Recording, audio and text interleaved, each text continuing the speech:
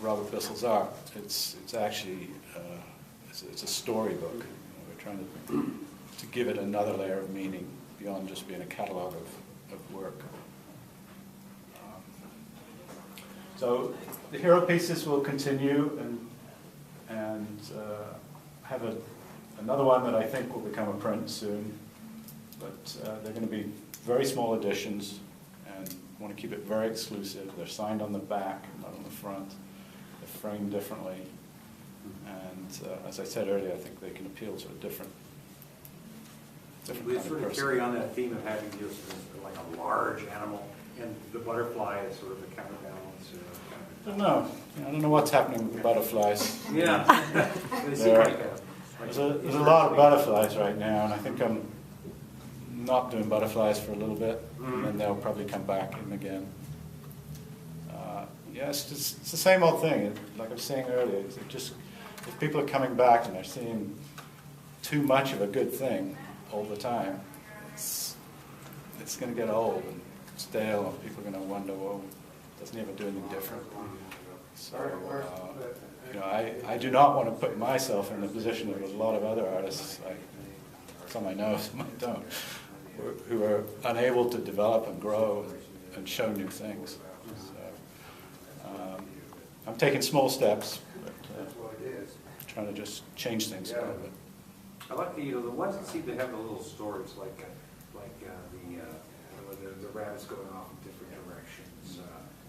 Even the one that you did, I think it was called Investigation. So it was a ritual, which was an intriguing piece because it sat on the wall for quite for some time, and I said, well, there's an ex-rabbit over here on the bottom left-hand side, and it was very there was a lot of storytelling going on. Yeah. And that's what I kind of liked about the decision too. And I don't know why that's not. I don't know if it's just people are more attracted to bears for some reason, but it has storytelling going on. It's very nice. Yeah, I'll be back with that, I'm sure. I don't think it's going away, but I just need to take a break myself creatively. Yeah. And I think it's great if we all take a break and the clients get a bit of a break, and we'll come back these will come back in a different form.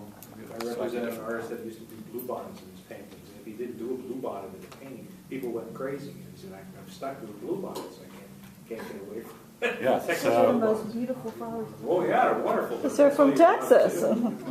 Yeah. I show with an artist called Jennifer Vrains in San Francisco, and she just paints aspen trees. And she had a couple of other pieces there that weren't aspen trees. And I was there when people came in. And said, "Where's the aspen tree?" So, I think that's death for an artist, actually. And an actor, to get pigeonholed in a certain role all the time. Your creativity you can lose it. You can really lose touch with it. Yesterday you talked about why you came up with the idea of painting bears. Yes. And you also talked about the inspiration for the butterfly. And I think that would be important for the group here to hear if they don't know it already. Yeah, for those of you who know that already. So when I was a kid, I grew up with on a farm, so there were a lot of animals around. And there were rabbits playing in the front garden and eating all the crops. But I also grew up with Winnie the Pooh, Watership Down. I had a teddy bear. Peter Rabbit was read to me all the time. So I saw those images and I heard those stories. And of all the children's literature and imagery, rabbits and bears were by far the most prominent. And so I think that's what's come out for me. But it also comes out for a lot of people who are looking at the art. If a man comes in, he likes The Swimmer, and he had a teddy bear when he was a kid, it's because that's his childhood is resonating within his psyche.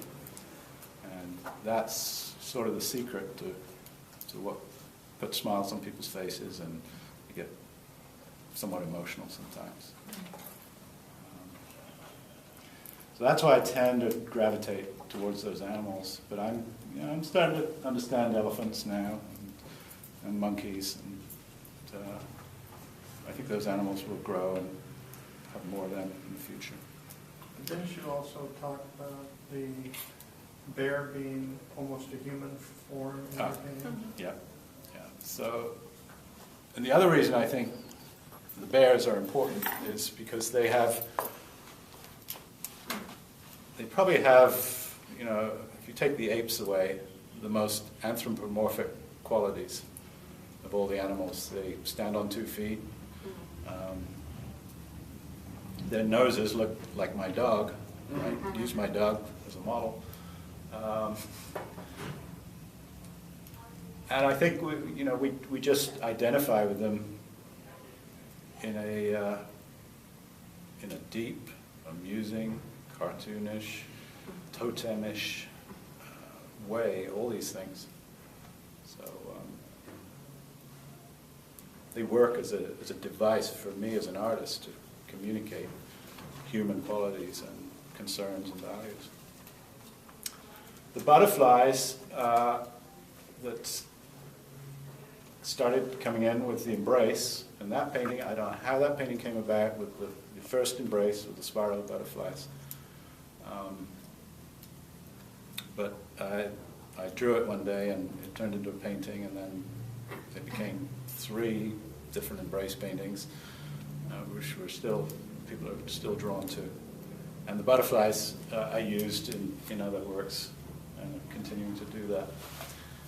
The butterflies, for me, are a release, and they represent a losing of, or letting go of attachments, earthly attachments, if you like. And the followers of Tai Chi, butterflies are really important in their path and their spiritual journey and their transformation. So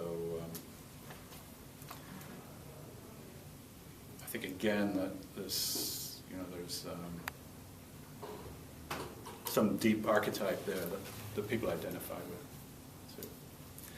And I also like them because, again, this idea of contrast, which is a lot in my work, of having something very fragile and light, contrasted against something very big and dark and heavy, strong. I have a question, just because I've had a couple people ask me. Thanks, Lisa. I'll just talk straight to the camera. The elephant's, what is it called? Sorry, the trunk. Yes. Up for good luck, I guess. It's more in the Asian culture. It seems we have more of those types People of ask me asking. about that. It's how they say hi. It's supposed to be good luck in feng shui when the trunk is up. Okay. It's a very important thing And in they've asked. feng shui culture for the elephant's trunk to be up. Okay. Yeah, in sales, Luke Vanderveen does bronze sculpture, and if his elephant trunk is up, the sales skyrocket. If it's down, we get criticized. The salespeople get criticized. It's supposed to be up all day long. Yeah. So make the next one up. I don't think it's in the sales of I love metamorphosis. I mean, Yeah, exactly. right? So that went Metamorphosis crazy. is selling just great. Yeah. Do one up. I always just said artist discretion. Yeah, that's why I wanted to just pose the question to you if you had thought about it, and if you did, then there's a reason why you No, I haven't come across that one yet. Okay. I've come across the must always be facing east thing. Ah, okay. Which, when they display it in their home, it's supposed to be facing east. Anybody has any written material on that you can reference? For Yeah, our send it to me, like see please. I do. I Great. know. I was gonna Yeah. say. Very feng shui. Thanks. You want to talk a little bit about the new medium that we're going to be showing at Art Aloha, and then The works on paper, yeah. yes. Mhm. There are